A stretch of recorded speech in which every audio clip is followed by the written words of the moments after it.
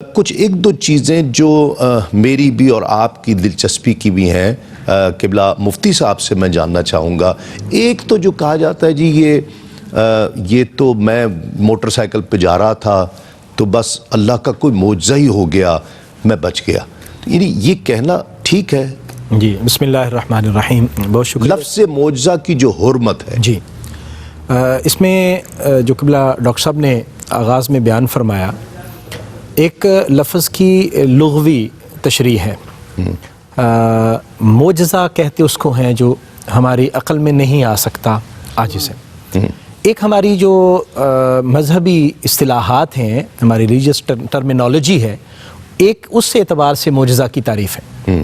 تو اگر ہم لغت کے اعتبار سے دیکھیں تو ہماری جو اردو ہے اس میں بھی اور عربی میں بھی لغوی طور پر معجزے کا لفظ انہونی بات کے طور پر یا جو چیز ذہن میں نہ آئے اس کے لیے استعمال کیا جا سکتا ہے، یعنی جس کی کوئی ریزن ہمارے ذہن میں نہیں آتی یا وہ ہو نہیں سکتا لیکن ایسا ہو گیا، ما فوق الفطرت کو ایسی بات ایسی ہو نہیں سکتی، تو ہم اس کو لغوی طور پر معجزہ کہہ لیتے ہیں۔ جی ہاں۔ لیکن اصل میں جو ہماری جو مذہبی اصطلاح ہے معجزہ، اور جس حوالے سے ہم بات کر رہے ہیں نبی رحمت صلی اللہ علیہ وسلم یا کسی بھی نبی کے طور پر جو لفظ استعمال ہوتا ہے معجزہ، تو اس کا مطلب یہ ہوتا ہے کہ نبی سے کوئی ایسا خلاف عادت یا خرق عادت کوئی ایسا کام ہو کہ جس کے ساتھ دعوی نبوت ملا ہوا ہو۔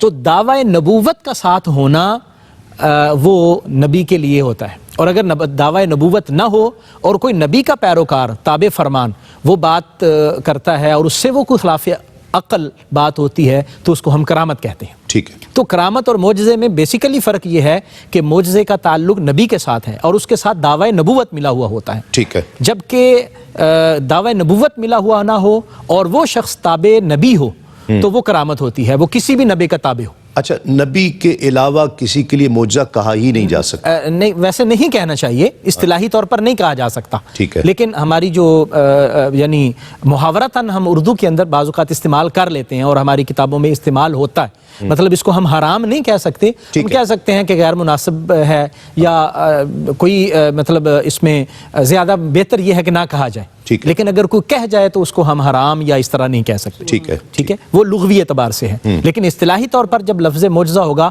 تو وہ اگر ہم کسی کے لیے استعمال کریں گے تو وہ حرام ہوگا۔